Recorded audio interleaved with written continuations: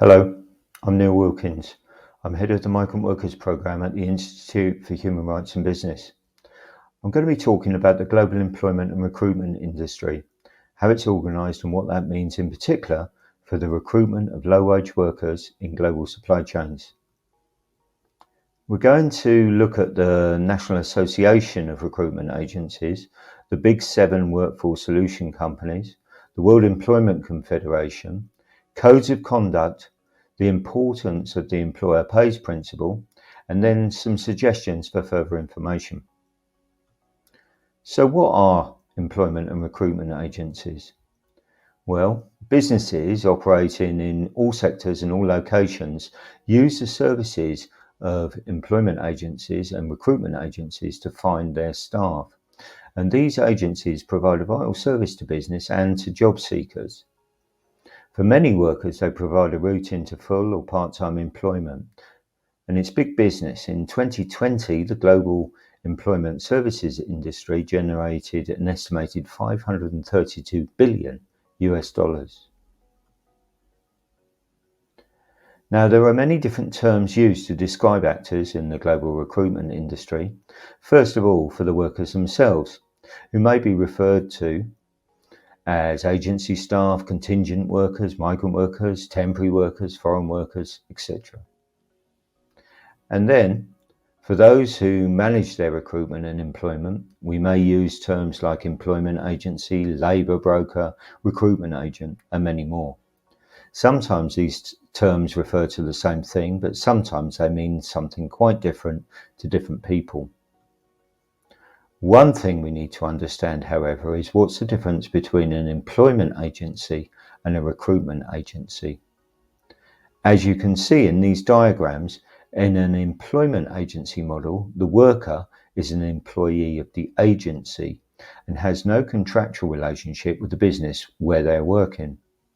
In a recruitment model, the agency simply organises the recruitment of the worker who is then employed by the business. These are the two most basic models, but sometimes agencies will also offer a range of further services. Now, many employment and recruitment agencies will then join a national association who provide a range of services to their members. They will represent the industry with government, and most associations have a code of conduct for their members to ensure high standards and professional practice. Here are the national associations of some countries. Some larger agencies have become major international companies, offering a range of employment, recruitment, and other human resources functions to their business clients. You've probably heard of many of these.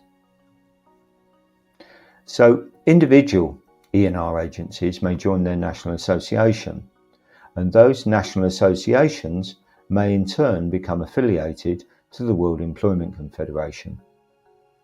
Due to their size, the Big Seven international companies are also affiliated to the WEC as corporate members. The World Employment Confederation is therefore the international body representing the industry on the global stage. There are, however, many agencies who remain unaffiliated. So as we've seen, the World Employment Confederation represents much of the sector and speaks as its representative in international fora. It promotes professional practice across the industry.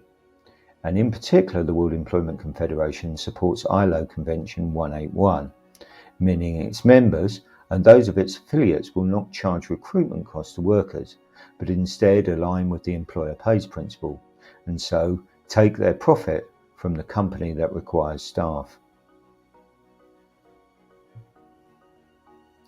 Now, recruitment is a business cost and should always be paid by business. In some countries, however, charging recruitment fees to workers is the normal business model. This means that even if an agency is licensed, it may still charge recruitment costs to workers. This leaves many workers indebted and vulnerable to exploitation.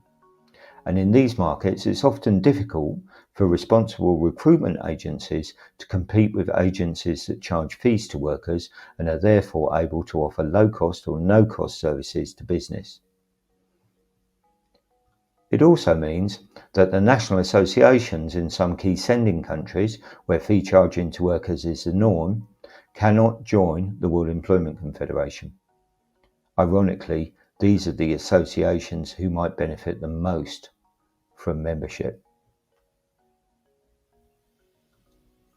Responsible business should ensure that workers in their direct operations and their extended supply chains do not pay any costs or recruitment charges. Instead, they should operate to a recruitment model that aligns with the employer pays principle. More information can be found at the IHRB Responsible Recruitment Gateway, and you may also like to read the report that IHRB and Shift produced for the European Union on the recruitment sector. Thank you.